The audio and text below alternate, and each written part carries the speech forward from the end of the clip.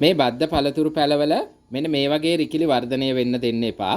දැන් බලන්න මෙන්න මේ තියෙන්නේ බද්ධ කරපු පැච් එකෙන් ආපු අපිට අවශ්‍ය කරන රිකිල්ල. එතකොට මේ තියෙන්නේ මෞෂාකයෙන් ආපු රිකිල්ල. එතකොට මේ බද්ධ කරපු රිකිල්ලට වඩා මෙන්න මේ මෞෂාකයෙන් ආපු රිකිල්ල ප්‍රබලයි. එතකොට අපි මේක ඉවත් කරන්නේ නැතුව කාලයක් තියෙන්න ඇරියොත් මේ අපිට අවශ්‍ය කරන රිකිල්ල මිය ගිහිල්ලා මෙයා හොඳට වර්ධනය වෙනවා වෙන්න පුළුවන්. එතකොට මේක ඕනම වර්ගයක පළතුරු පැලයක වෙන්න පුළුවන්. දැන් මේ තියෙන්නේ කටුවනෝද පැලෙත්. මේකත් අපි ඉවත් කරන්න ඕනේ. මේ තියෙන්නේ මෞෂාකයෙන් ආපු රිකිල්ල. මේ වගේ තත්ත්වයන් නැති වුණාට පස්සේ තමයි ඔය සමහර අය කියන්නේ අපි හිටෙව්වේ පැණි දොඩම් පැලයක් හැබැයි හැදුනේ ඇඹුල් දොඩම්. එහෙම නැත්නම් අපි හිටෙව්වේ කර්ත කොළඹන් පැලයක් නමුත් හැදිලා තියෙන්නේ වල් අඹ හරි ඒ වගේ මොනවා හරි වෙනත් අඹ වර්ගයක් කියලා.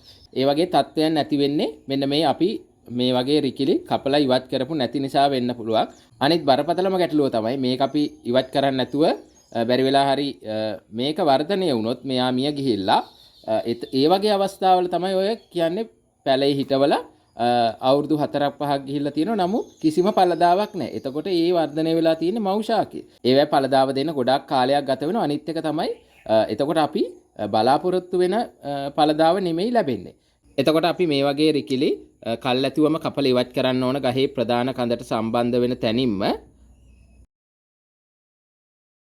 එතකොට මේ වගේ තත්ත්වයන් අපිට මේ පැලයේ ශ්‍රේෂ්ඨයේ හිටෙව්වට පස්සේදීත් ඇති වෙන්න පුළුවන්. ඒ නිසා ඒවා හොඳට බලලා කපලා ඉවත් කරන්න ඕනේ.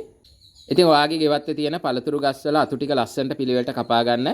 මෙන්න මේ වගේ හොඳම තත්ත්වයේ මල බැඳෙන්නේ නැති සෙකටරි එකක් අපෙන් ලබා ගන්න පුළුවන්. මේක කොහොමද ලබා ගන්න කියලා මම වීඩියෝ එකේ උඩ සම්පූර්ණ විස්තරය සඳහන් කරලා තියන්නම්. ඉතින් ඔයාටත් මේක මිලදී ගන්න අවශ්‍ය නම් පහළ තියෙන WhatsApp බටන් එකට ගිහිල්ලා අපිට ඕඩර් එකක් ලබා දෙන්න පුළුවන්. බොහොම ස්තුතියි.